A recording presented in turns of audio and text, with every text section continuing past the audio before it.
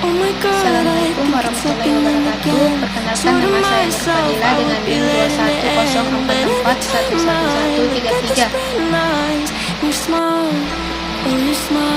Di sini saya akan membahas tentang materi pertemuan pertama, yaitu sistem informasi geografis atau SIG adalah sistem komputer yang digunakan untuk memasukkan, menyimpan, memeriksa, mengintegrasikan, memanipulasi, menganalisis, dan mengumpulkan data yang berhubung dengan lokasi-lokasi di permukaan bumi.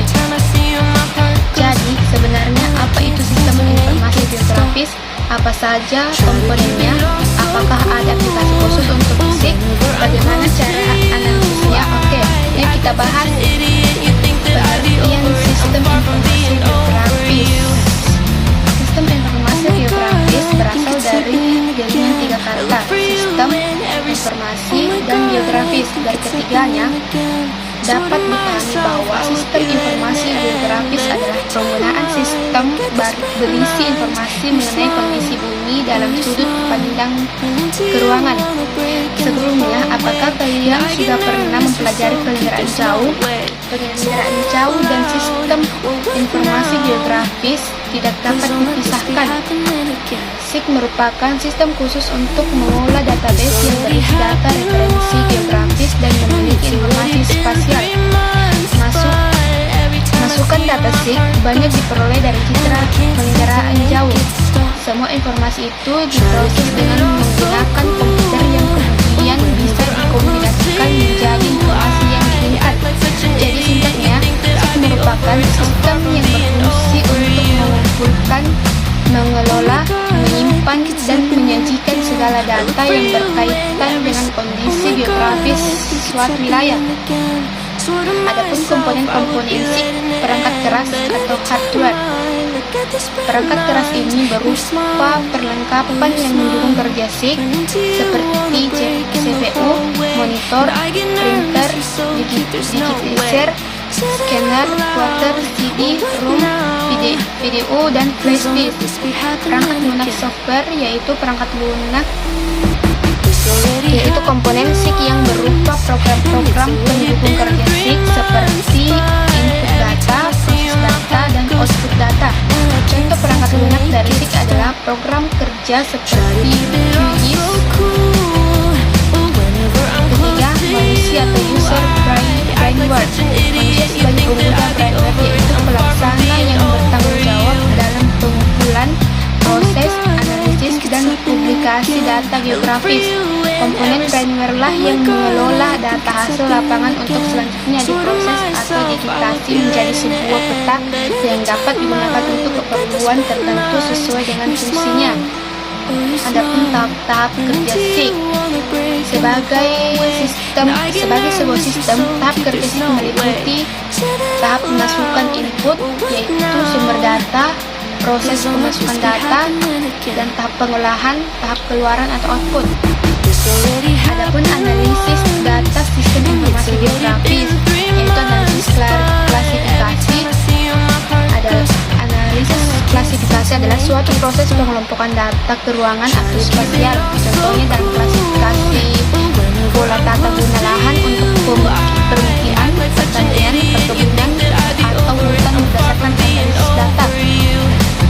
Yang kedua, analisis overlay, yaitu proses untuk menganalisis dan mengintegrasikan dua atau lebih data keruangan yang berbeda. Contohnya dalam analisis daerah rawan erosi dengan menggabungkan data ketinggian, jenis tanah, dan kadar air. Dan yang ketiga, analisis networking. Analisis ini bertitik tolak pada jaringan yang terdiri dari garis-garis dan titik-titik yang saling berhubungan. Seringkali dipakai dalam sistem jaringan telepon, kabel listrik, pipa minyak atau gas, maupun pipa air minum atau saluran pembuangan. Yang keempat, analisis buffering. Analisis ini menghasilkan penyangga berbentuk lingkaran atau poligon yang meliputi suatu objek sebagai pusatnya. Dengan menggunakan analisis buffering, kalian bisa mengetahui berapa parameter objek dan luas wilayahnya. Yang kelima, analisis tiga dimensi yang digunakan untuk untuk memudahkan pemahaman karena data divisualisasikan dalam bentuk 3 dimensi. Penerapannya bisa digunakan untuk menganalisis. Dan adapun fungsi SIG, yaitu SIG memiliki banyak sekali manfaat, diantaranya 1. SIG untuk inventarisasi. SIG untuk inventarisasi sumber daya alam. Singkatnya, manfaat SIG untuk inventarisasi sumber daya alam atau SDA adalah sebagai untuk mengetahui persebaran berbagai SDA, misalnya minyak bumi, batu bara, emas, besi, dan barang tambang lainnya. Untuk mengetahui kawasan lahan potensial dan lahan kritis, untuk mengetahui kawasan lahan pertanian dan perkebunan, untuk mengetahui perubahan penggunaan lahan, untuk memantau daerah pasang surut guna mengembangkan lokasi pertanian atau kepentingan lain, untuk memetakan kesuburan tanah yang diperlukan dalam usaha pertanian. Yang kedua, SIG untuk perencanaan pembangunan. Perencanaan pembangunan dengan pemanfaatan SIG dapat dilakukan melalui analisis peta-peta tematik. Dengan analisis ini, kita dapat mengetahui kemampuan lahan.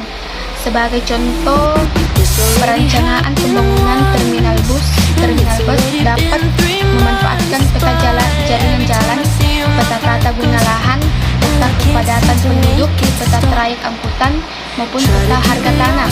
Yang ketiga, SIG untuk perencanaan ruang. SIG bermanfaat sekali untuk perencanaan suatu wilayah. Pendataan dan pengembangan pusat-pusat pertumbuhan dan pembangunan menggunakan SIG. SIG juga digunakan untuk mengetahui persebaran produk, persebaran penggunaan lahan, baik untuk pembangunan permukiman penduduk, kawasan industri, sekolah, maupun rumah sakit, seluruhnya juga menggunakan SIG. Yang keempat, SIG untuk perencanaan transportasi. Dalam bidang transportasi, pemetaan SIG digunakan untuk inventarisasi jaringan transportasi publik, kesesuaian rute alternatif, perencanaan perluasan sistem jaringan jalan, serta analisis kawasan rawan kemacetan dan kecelakaan. Yang kelima, SIG untuk mitigasi bencana. SIG dalam mitigasi bencana dapat digunakan untuk menentukan wilayah yang menjadi prioritas utama penanggulangan bencana.